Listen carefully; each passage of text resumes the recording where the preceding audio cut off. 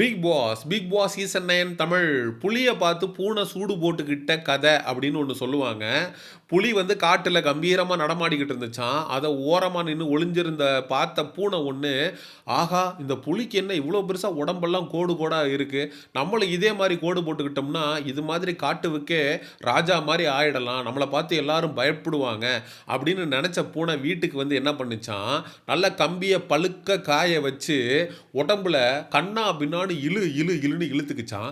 இழுத்துக்கிட்டதுக்கு அப்புறம் தான் தெரிஞ்சுதான் பூனைக்கு முடியெல்லாம் பொசுங்கி போய் உடம்பெல்லாம் ரணகலமாகி காயமாகி பூனை வந்து படுத்து சாகிற நிலைமைக்கு போயிருச்சான். அப்போ தான் தெரிஞ்சுதான் நம்ம வந்து புளியை பார்த்து சூடு போட்டுக்கணும் அப்படின்னு நினச்சது நம்மளுக்கு நம்மளே சங்கூதிக்கிட்டது அப்படின்னு. அதே மாதிரி தான் விஜே பார்வதியுடைய ரசிகர்கள் சந்திப்பை அப்படியே காப்பி அடித்தோம்னா நம்மளுடைய ஃபேன்ஸ் மீட்டை மிகப்பெரிய அளவில் மக்கள்கிட்ட கொண்டு போய் சேர்த்தரலாம் அப்படின்னு நம்ம பிஆர் அக்கா திவ்யா எடுத்த முயற்சி அனைத்தும் தோல்வியில் முடிஞ்சுது அப்படின்னு சொல்லி. ஏன்னா கமருதீன் மற்றும் பார்வதி இவங்க ரெண்டு பேருக்கும் நடுவில் ஏற்பட்ட அந்த உறவு அப்படிங்கிறது இயற்கையாக அமைந்தது. அது வந்து ஃபேக்காக கண்டென்ட்டுக்காக கிரியேட் பண்ணது இல்லை. நம்ம அடிக்கடி சொல்லுவோம், எப்போவுமே ஒரு நட்பாக இருந்தாலும் சரி காதலாக இருந்தாலும் சரி அது இயல்பாக வரும்போது தான் அது வந்து உண்மையிலே அழகாக இருக்கும், பார்க்கறதுக்கு ரசிக்கிற மாதிரி இருக்கும். ஃபேக் பண்ணிங்கன்னா உண்மையிலே காரி துப்புற மாதிரி இருக்கும். பிக் பாஸ் வீட்டுக்குள்ளே வீணா மற்றும் எஃப்ஜேக்கு நடுவில் ஒரு பாண்டுன்றது கிரியேட் ஆகலை, அது கிரியேட் பண்ணப்பட்டுச்சு. அது பலராலும் காரி துப்பப்பட்டுச்சு. வீணா அந்த லவ் கண்டென்ட் பண்ணுறதுக்காக கண்டென்ட்டுக்காக காதல் அப்படின்ற மாதிரியான ஒரு விஷயத்தை பண்ணதுனால தான் அவங்க பிக் பாஸ் வீட்டை விட்டு எலிமினேட் ஆகி வெளியிலையும் வருவாங்க. இந்த சபரியையும் திவ்யாவையும் திவ்சா அப்படின்னு ஒரு குரூப் கிளம்பி ரெண்டு பேருக்கு எடிட்ஸ் போட்டு ஷிப் பண்ண ஆரம்பித்தாங்க. ஆனால் உண்மையிலேயே அவங்க ரெண்டு பேருக்கு நடுவில் அப்படி ஒரு உறவு இருந்துச்சான்னு கேட்டிங்கன்னா சத்தியமாக கிடையாது.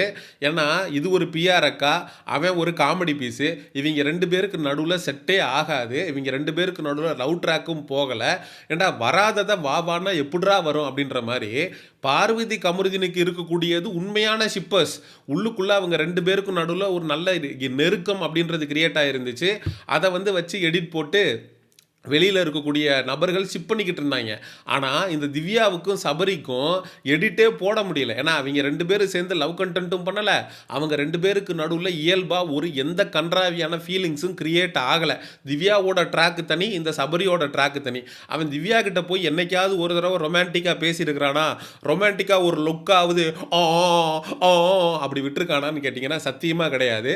அவன் திவ்யா அங்கே அழகாக சாரி கட்டிக்கிட்டு அப்படியே பார்க்குறதுக்கு அப்படியே மகாலட்சுமி மாதிரி வந்தா கூட திவ்யா பக்கம் ஏறெடுத்து பார்க்காம தான் வளர்க்குற வெங்காய செடியை பார்த்து அதுகிட்ட பேசிக்கிட்டு இருப்பான். அவன் அந்த அளவுக்கு தத்தியா இருந்திருக்கிறான். அவனோட திவ்யாவை சேர்த்து வச்சு பேசி என்னடா பண்ண போறீங்க, திவ்யாவுக்கு வெளியில் தனியாக பாய் ஃப்ரெண்ட் இருக்குடா, சபரியோட பார்த்து சேர்த்து வச்சு நீங்கள் எதுக்குடா இந்த அளவுக்கு புலகாயுதம் அடைகிறீங்க அப்படின்னு அவங்கள பார்த்து நம்ம கேட்கணும் அப்படின்னு தான் தோணுது. ஸோ அவங்க சமூக ஊடகங்களில் சபரி வந்துட்டான் பார்த்தியா, இவங்க ரெண்டு பேரை பார்க்கும்போது தான் உண்மையான கப்பல் மாதிரி தெரியுது, கமருதீனும் பார்வதி சேர்ந்து பண்ண ஃபேன்ஸ் மீட் வந்து ஃபெயிலியர், பார்த்தீங்களா சபரிக்கும் திவ்யாவுக்கும் தான் ஒரு பெரிய கெமிஸ்ட்ரி இருக்குது அப்படின்னு சொல்லி சோசியல் மீடியாவில் உருட்டுன்னு உருட்டுறதை பார்க்கும்போது நமக்கு வாயால் சிரிப்பு வரல. சரி இதுதான் இன்னொரு பக்கம்னு பார்த்தா டைட்டில் வின்னர் கானா வினோத்தை கூட்டிகிட்டு வந்து எப்படியாவது இந்த ஃபேன்ஸ் மீட்டை ஹிட் பண்ணிடணும் அப்படின்னு தலைகீழ நின்று தண்ணி குடிச்சிருக்காங்க. பிகைண்ட் வுட்ஸோ கலாட்டாவோ விஜய் டிவியோ இவங்க தனித்தனி சேனலாக இருந்தாலும் கனெக்ஷன் கொடுக்கறதுல இவங்களை அடிச்சுக்கிறதுக்கு ஆளே இல்லை. கமருதீன் பார்வதியை வச்சு கலாட்டா வேற லெவலில் கப்புள் கண்டென்ட் பண்ணிட்டாங்க. நம்மளும் திவ்யா கணேஷோட வீடியோவை ஃபேன்ஸ் மீட்டை எப்படியாவது ஆடியன்ஸுக்கு மத்தியில் வித்தரணும்.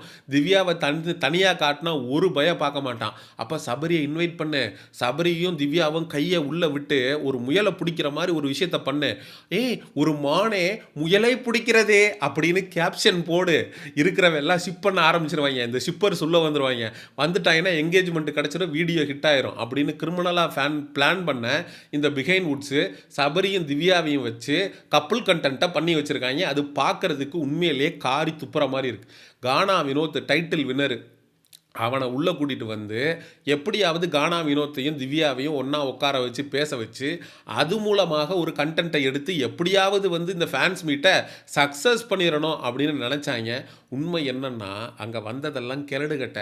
யங்ஸ்டர்ஸ் உள்ள போகவே இல்ல. திவ்யா கணேச ஒரு பொருட்டாவே மதிக்கல. ஏன்னா, வின் பண்றதுக்கு எந்த விதமான தகுதியுமே இல்லாத நபர் தான் இந்த திவ்யா கணேஷ். திண்ணையில கடந்தவனுக்கு திடுக்குன்னு கல்யாணம்ன்ற மாரி, கானா வினோத் 18,00,000 பொட்டி எடுத்துட்டு போயிட்டான். பார்வதிக்கும், கமருதீனுக்கும் ரெட் கார்டு குடுத்து விஜிஎஸ் வெளில அனுப்பிச்சிட்டாரு. அதனால அந்த டைட்டில நோக்கி திவ்யா கணேஷ்ன்றவங்க நகர்ந்தாங்கன்றது தான் 100க்கு 100 மறுக்க முடியாத உண்மை. திவ்யா கணேஷுக்கு இருந்ததெல்லாம் பிஆர் மட்டும்தான்.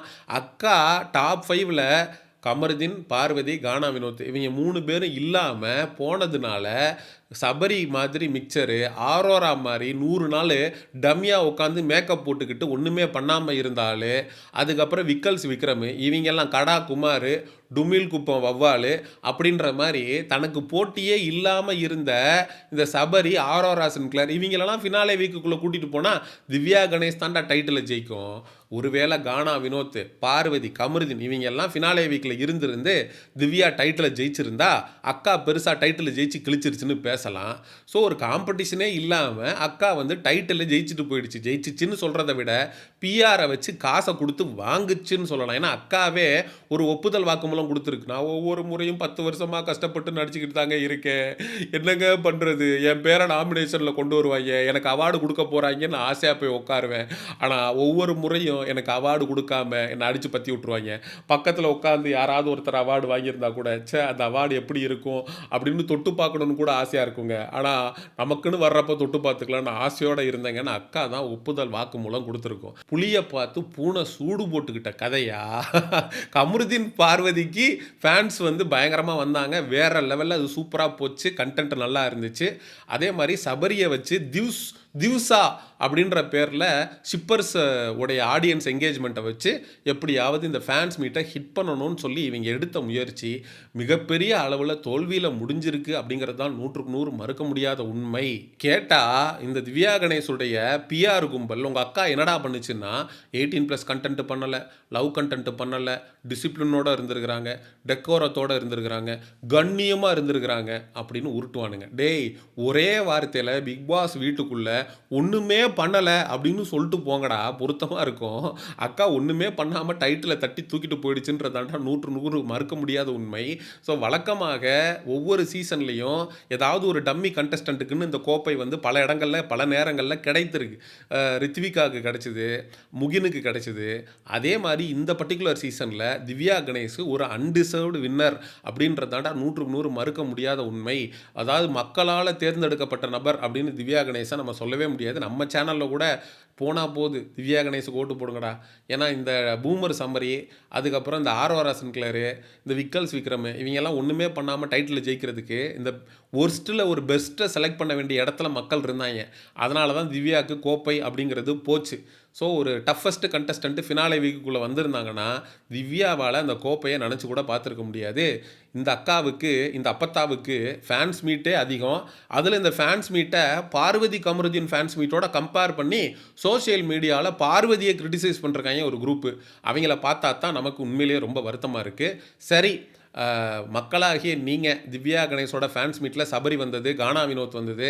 இவங்க சபரியையும் திவ்யாவையும் வச்சு பார்வதி கமருதீனோட ஜோடியை வச்சு கலாட்டா வந்து மில்க் பண்ணி கண்டென்ட் எடுத்த மாதிரி இவங்களும் முயற்சி பண்ணது. இந்த கோமாளித்தனத்தெல்லாம் பற்றி என்ன நினைக்கிறீங்க அப்படிங்கிற உங்களுடைய கருத்துக்களை மறக்காமல் கமெண்ட் செக்ஷனில் சொல்லுங்கள். And exclusive Bigg Boss and entertainment அப்டேட்ஸுக்கு மிஸ்டர் சையோன் சேனலை சப்ஸ்கிரைப் பண்ணுங்கள். See you in the next video. Bye bye.